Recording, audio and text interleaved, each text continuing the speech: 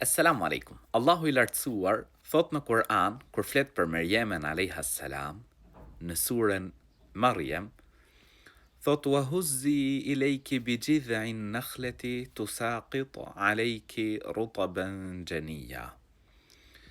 Dhe shkunde trungun e palmës që të bien mbi ty hurma të freskëta.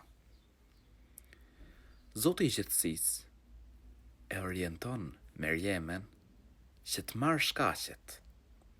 Besimtari i cili mediton në këtë ajet kupton se ne në këtë dynja duhet të përpiqemi. Duhet ta kërkojmë riskun. Zoti i gjithësisë ka mundësi, pra kishte mundësi që ta furnizonte Merjemen edhe pa përpjekje. Por Allahu i lartësuar do që ne të përpiqemi në këtë dynja.